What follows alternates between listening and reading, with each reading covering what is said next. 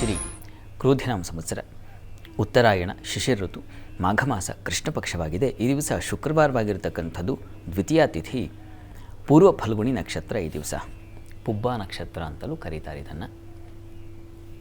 ಶುಕ್ರವಾರ ಮಾಘ ಮಾಸದ ಕೃಷ್ಣ ಪಕ್ಷದ 2ನೇ ದಿವಸ ಇದು.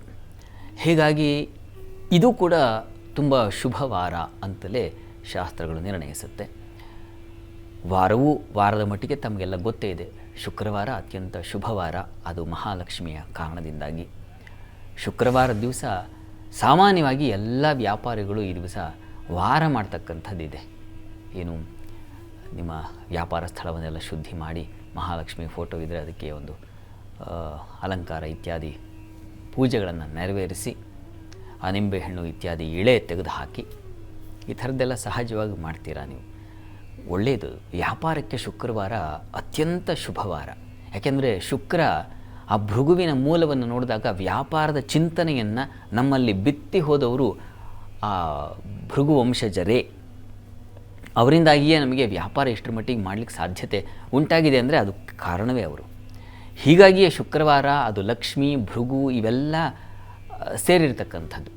ಅವರು ಮಾಡಿದ ಕ್ರಾಂತಿ, ವ್ಯಾಪಾರ ಕ್ರಾಂತಿ ಅದು ದೊಡ್ಡದು. ಅದೇ ಗುಣ ಆ ಶುಕ್ರನಿಗೆ ಸಂಬಂಧಿಸಿರ್ತಕ್ಕಂಥ ವಾರಕ್ಕೆ, ಲಕ್ಷ್ಮಿಗೆ ಎಲ್ಲ ಬಂದಿದೆ. ನಾವು ಮಹಾಲಕ್ಷ್ಮಿ ಪ್ರಾರ್ಥನೆಯನ್ನು ಮಾಡ್ತೀವಲ್ಲ ಸಹಜವಾಗಿ, ಅದಕ್ಕೆ ಕಾರಣ ಅದು ಭೃಗು ಸಂಜಾತೆ ಆಕೆ. ಹೀಗಾಗಿ ಆ ಭೃಗು ಮುನಿಗಳಿಂದಾಗಿ ನಮ್ಮ ದೇಶದಲ್ಲಿ ಎಲ್ಲ ವ್ಯಾಪಾರದ ಮೂಲ ಗಮನಿಸ್ತಾ ಹೋದಾಗ ಅವರ ಸಂಚಾರದಿಂದ ಮತ್ತು ಧಾನ್ಯ, ಕೃಷಿ ಇವುಗಳಿಗೆಲ್ಲ ಬೇರಾಗಿರ್ತಕ್ಕಂಥವ್ರು ಅದನ್ನೆಲ್ಲ ಸಮಾಜಕ್ಕೆ ವಿತರಣೆ ಮಾಡಿ ಹೇಗೆ ವಹಿವಾಟನ್ನು ನಡೆಸೋದು ಅನ್ನೋದನ್ನು ಹೇಳಿಕೊಟ್ಟಂತಹ ಮೂಲಜರವರು. ಆ ಕಾರಣದಿಂದಾಗಿ ಶುಕ್ರವಾರದ ಈ ದಿವಸವೂ ವ್ಯಾಪಾರಿಗಳು ಯಾಕಪ್ಪ ಅಂತಂದರೆ ಅದು ಮೂಲ ಗೊತ್ತಿಲ್ಲ ನಮಗೆ. ಸುಮ್ಮನೆ ಏನೋ ಒಂದು ಪೂಜೆ ಮಾಡಿ ಲಕ್ಷ್ಮೀ ವಾರ ಅಂತ ಅಂದ್ಕೊಂಡ್ಬಿಟ್ಟಿದ್ದೀವಿ. ಹೌದು, ಅದು ಹೌದು. ಅದರ ಹಿನ್ನೆಲೆಯಲ್ಲಿ ಇದಿದೆ. ಆ ಭೃಗು ಮಹರ್ಷಿಯ ಒಂದು ಶಕ್ತಿ ಅಡಕವಾಗಿದೆ. ಆ ದೃಷ್ಟಿಯಲ್ಲಿ ಶುಕ್ರವಾರ ವ್ಯಾಪಾರದ ಚಿಂತನೆಯೇ ಆಗಿದೆ. ಲಕ್ಷ್ಮಿ ಯಾರಿಗೆ ಬೇಡ, ಎಲ್ಲರಿಗೆ ಬೇಕಾಗಿರ್ತಕ್ಕಂಥದ್ದು. ಅದು ಲಕ್ಷ್ಮಿಯ ಸ್ವರೂಪವೂ ನಾನು ಎಷ್ಟೋ ಬಾರಿ ಹೇಳಿದ್ದೀನಿ, ಹಲವು ರೂಪಗಳಲ್ಲಿ ಲಕ್ಷ್ಮಿ ಕಂಗೊಳಿಸ್ತಾಳೆ ಅಂತ. ವ್ಯಾಪಾರಿಗಳಿಗೆ, ತಾವು ವ್ಯಾಪಾರ ಮಾಡತಕ್ಕಂತಹ ದಿನಸಿ ವ್ಯಾಪಾರಿಗಳಿಗೆ ಅಲ್ಲಿ ಇರ್ತಕ್ಕಂಥ ಎಲ್ಲ ವಸ್ತುಗಳು, ಒಂದು ಅಕ್ಕಿಯಿಂದ ಹಿಡಿದು ಬೇಳೆ ಯಾವ್ಯಾವುದಿದ್ದಾವೆ ಧಾನ್ಯಗಳು, ಅಲ್ಲೆಲ್ಲ ಲಕ್ಷ್ಮಿಯ ನೆಲೆಯೇ ಇದೆ. ಹೀಗಾಗಿ ಲಕ್ಷ್ಮೀ ಆರಾಧನೆ ಅಂತಂದರೆ ಅವುಗಳನ್ನು ಕಣ್ಣಿಗೆ ಹೊತ್ಕೊಳ್ತಕ್ಕಂಥದ್ದೇ. ಒಬ್ಬ ಗ್ರಾಹಕನಿಗಾದರೂ ಬಂದಂಥವನಿಗೆ ಹಣವನ್ನು ಕೊಟ್ಟ ತಕ್ಷಣ ಆ ಲಕ್ಷ್ಮಿ ಆ ಧಾನ್ಯದ ರೂಪದಲ್ಲಿ ಮಾರ್ಪಾಡಾಗಿರುತ್ತೆ. ಅದು ಆ ಸಂಪತ್ತು ಅಂತಕ್ಕಂಥದ್ದು ಹಣ ಹೋಗಿರುತ್ತೆ, ಆದರೆ ಹಣದ ಬದಲಾಗಿ ಅದೇ ಮೌಲ್ಯದ ದ್ರವ್ಯ ಸಂಪಾದನೆ ಆಗಿರುತ್ತೆ. ಯಾವುದೋ ವಸ್ತು ಕೊಂಡ್ಕೊಂಡಿರ್ತೀವಿ, ತರಕಾರಿ, ಹೂವು, ಹಣ್ಣು, ಯಾವುದು ವಸ್ತ್ರ ಯಾವುದೂ ಆಗಿರಬಹುದು. ಆ ಮೌಲ್ಯದ್ದೇ ನಮಗೆ ದಕ್ಕಿರುತ್ತೆ, ಅದು ಲಕ್ಷ್ಮೀ ರೂಪದಲ್ಲಿ, ಅದು ಲಕ್ಷ್ಮೀ ಸ್ವರೂಪ ಅಂತ ನಾವು ಭಾವಿಸಬೇಕು. ಹಾಗೆ ವಹಿವಾಟು ಅಂತಕ್ಕಂಥದ್ದು ತಗೊಂಡವನಿಗೆ ವಸ್ತು ಲಕ್ಷ್ಮಿ ಆದರೆ ಕೊಂಡ್ಕೊಳ್ತಕ್ಕಂಥವನಿಗೆ ಅಥವಾ ವ್ಯಾಪಾರ ಮಾಡ್ತಕ್ಕಂಥವನಿಗೆ ಬರ್ತಕ್ಕಂಥ ಹಣ ಲಕ್ಷ್ಮೀ ಸ್ವರೂಪದಲ್ಲಿರ್ತದೆ. ಹೀಗೆ ಅದು ಪರಸ್ಪರ ಎಲ್ಲ ಕಡೆ ಲಕ್ಷ್ಮೀ ವ್ಯಾಪಕವಾಗಿದೆ. ಇದನ್ನು ಗ್ರಾಹಕನೂ ಅರ್ಥ ಮಾಡ್ಕೋಬೇಕು, ವ್ಯಾಪಾರಿಯೂ ಅರ್ಥ ಮಾಡ್ಕೋಬೇಕು.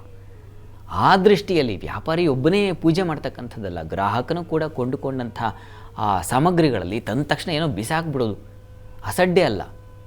ಆ ವಸ್ತುವಿಗೆ ಅದರದೇ ಆದ ಮೌಲ್ಯ ಇದೆ. ಹಣ ಕೊಟ್ಟು ತಂದಿದ್ದೀರಾ, ಅದೇ ಮೌಲ್ಯದ ಆ ವಸ್ತು ಬಂದಿರುತ್ತೆ. ಒಂದು ಚಪ್ಪಲಿಯೂ ಆಗಿರಬಹುದು, ನಾವೆಲ್ಲೋ ಬಿಸಾಕ್ಬಿಟ್ಟು ಅದು ಅಲಕ್ಷ್ಮೀಯ ಆಗುತ್ತೆ, ಲಕ್ಷ್ಮಿಯ ಅನ್ನೋ ಅವಕೃಪೆ ಆಗುತ್ತೆ. ಹೀಗಾಗಿ ನೀವು ಮನೆಗಳಲ್ಲಿ ಒಂದು ಚಪ್ಪಲಿ ಸ್ಟ್ಯಾಂಡ್ಸನ್ನು ಅಚ್ಚುಕಟ್ಟಾಗಿ ಜೋಡಿಸಿ ಅದಕ್ಕೆ ಅದರದೇ ಆದ ಒಂದು ಸ್ಥಾನ ಇದೆ. ಹೇಗಂದ್ರೆ ಹಾಗೆ ಬಿಸಾಡೋದಲ್ಲ. ಒಂದು ಪೊರಕೆ ಹೇಗಂದ್ರೆ ಹಾಗೆ ಬಿಸಾಡೋದಲ್ಲ, ಅದಕ್ಕೆ ಅದರದೇ ಆದ ಸ್ಥಾನ ಇದೆ, ಮಹತ್ವ ಇದೆ. ಪೊರಕೆ ಇಲ್ಲದೇ ಇದ್ದರೆ ನೀವು ಕಸ ಕ್ಲೀನ್ ಮಾಡಲಿಕ್ಕಾಗತ್ತಾ? ಆ ವಾತಾವರಣ ಶುಭ್ರಗೊಳಿಸ್ಲಿಕ್ಕೆ ಕೊಡಲಿಕ್ಕಾಗತ್ತಾ? ಆಗಲ್ಲ. ಹೀಗಾಗಿ ಒಂದು ಪೊರಕೆ ಕಡ್ಡಿಯಿಂದ ಹಿಡಿದು ದೇವರ ಮನೆಯಲ್ಲಿ ಕೂರಿಸುವಂಥ ಲಕ್ಷ್ಮಿಯ ವಿಗ್ರಹದವರೆಗೆ, ಫೋಟೋವರೆಗೆ ಎಲ್ಲ ಕಡೆ ಲಕ್ಷ್ಮೀ ನೆಲೆ ಇದೆ. ಅದನ್ನು ಕಂಡುಕೊಳ್ಳುವ ದೃಷ್ಟಿ, ಅಂತರ್ದೃಷ್ಟಿ ಅಂತಾರೆ ಇದನ್ನು. ಆ ಶಕ್ತಿ ಬೇಕು ನಮಗೆ. ಆ ರೀತಿಯಲ್ಲಿದ್ದಾಗ ಜಗತ್ತಿನ ಯಾವುದು ತೃಣವೂ, ಅಂದರೆ ಹುಲ್ಲು ಕಡ್ಡಿ ಕೂಡ ಪವಿತ್ರ ಅಂತ ಅನ್ನಿಸ್ಕೊಳ್ಳುತ್ತೆ. ಆ ದೃಷ್ಟಿಯಲ್ಲಿ ಕಂಡಾಗ ಕಾಣಬೇಕು ಕೂಡ. ಅದನ್ನು ಈ ಲಕ್ಷ್ಮೀ ವಾರದಲ್ಲಿ ನಾವು ಕಂಡುಕೊಳ್ಬೇಕು. ಹಾಗಾಗಿ ನೀವು ಯಾವುದನ್ನು ಕೊಂಡುಕೊಂಡಿದ್ದನ್ನು ಅಸಡ್ಡೆ ಮಾಡಬೇಡಿ. ಅದು ಕೊಳ್ಳೋದನ್ನು ನೀವು ಕೊಡ್ತಕ್ಕಂಥದ್ದನ್ನು ಏನು ಎಕ್ಕಶ್ಚಿತ್ ಅನ್ನುವ ದೃಷ್ಟಿಯಲ್ಲಿ ಕೊಡಬೇಡಿ. ಎಲ್ಲವೂ ಭೌಮವಾಗಿದೆ, ಎಲ್ಲದರಲ್ಲೂ ಲಕ್ಷ್ಮಿ ನೆಲೆಸಿದ್ದಾಳೆ. ಹೀಗಾಗಿ ಯಾವುದೇ ನೀವು ವ್ಯಾಪಾರ ಮಾಡಿ, ಯಾವುದೇ ಕೊಂಡುಕೊಳ್ಳಿ ಅಥವಾ ತೆಗೆದುಕೊಳ್ಳಿ, ನೀವು ಕೊಡಿ, ಎಲ್ಲದರಲ್ಲಿ ಗೌರವ ಇರಲಿ. ಯಾವುದೂ ತುಚ್ಛವಲ್ಲ, ಯಾವುದೂ ಶ್ರೇಷ್ಠವಲ್ಲ, ಎಲ್ಲದರಲ್ಲೂ ಲಕ್ಷ್ಮಿ ಇದೆ. ಹಾಗಾಗಿ ಎಲ್ಲವೂ ಪವಿತ್ರ ಅಂತ ಅಂದುಕೊಳ್ಬೇಕು. ಆ ದೃಷ್ಟಿಯಲ್ಲಿ ಈ ದಿವಸ ಲಕ್ಷ್ಮಿ ಆರಾಧನೆಯನ್ನು ಎಲ್ಲ ಮನೆಯಲ್ಲೂ ಮಾಡಬೇಕು. ವ್ಯಾಪಾರ ಸ್ಥಳದಲ್ಲಿ ಅಷ್ಟೇ ಅಲ್ಲ, ಮನೆಯಲ್ಲೂ ಮಾಡಿ. ನೀವು ಏನು ಕಚೇರಿಗಳಲ್ಲಿ ಹೋಗ್ತಾ ಇದ್ದರೆ ನೀವು ಮಾಡ್ತಕ್ಕಂಥ ಕೆಲಸ ಏನು, ನಮ್ಮ ಈ ಎಲ್ಲ ಅದಕ್ಕೆ ಅನ್ವಯ ಆಗುತ್ತೆ. ಯಾವುದೇ ಕೆಲಸ ಮಾಡಿ, ನಾನು ಉಪನ್ಯಾಸ ಮಾಡ್ತಾಯಿದ್ದೆ, ನಾನು ಪ್ರತಿ ದಿವಸ ಬೆಳಗ್ಗೆ ಬಂದು ವರಾಹಮಿಹಿರನ್ನು ಒಂದು ಸಲ ಸ್ಮರಣೆ ಮಾಡ್ಕೊಳ್ಬೇಕು, ಆ ಪುಸ್ತಕಗಳನ್ನ ಕಣ್ಣಿಗೆ ಹೊತ್ಕೋಬೇಕು, ಮಾಡ್ತೀನಿ ಅದನ್ನು. ಆ ಥರ ನೀವು ನಿಮ್ಮದೇ ಆದ ಇದಿರುತ್ತೆ. ಒಬ್ಬ ಕ್ಯಾಮ್ರಾಮನ್ನಿಗೆ ಕ್ಯಾಮ್ರಾ ಆ ದೇವತೆ. ಶುಕ್ರವಾರ ದಿವಸ ಅದು ಅವರ ಲಕ್ಷ್ಮಿ. ನಮ್ಮ ಆಡಿಯೋ ಇಂಜಿನಿಯರಿಗೆ ಹಾಕುವಂತಹ ಯಾವ ಆಡಿಯೋ ಕ್ಲಿಪ್ ಇದೆ ಅದು ಅವರ ಲಕ್ಷ್ಮಿ. ಹೀಗಾಗಿ ಎಲ್ಲರಿಗೆ ಅವರದ್ದೇ ಆದ ಸ್ಥಳಗಳಲ್ಲಿ ಅಥವಾ ವೃತ್ತಿಯಲ್ಲಿ ಅಲ್ಲಲ್ಲಿ ಲಕ್ಷ್ಮಿ ಕಾಣಬೇಕು. ಆ ದೃಷ್ಟಿ ಉಂಟಾಗಲಿ ಅಂತ ಹೇಳ್ತಾ ಈ ದಿವಸ ಮಹಾಲಕ್ಷ್ಮಿ ಪ್ರಾರ್ಥನೆಯನ್ನು ನೀವು ಕಾಣುವ ಹಾಗೆ ಮಾಡಿ. ಒಳ್ಳೆಯದಾಗಲಿ.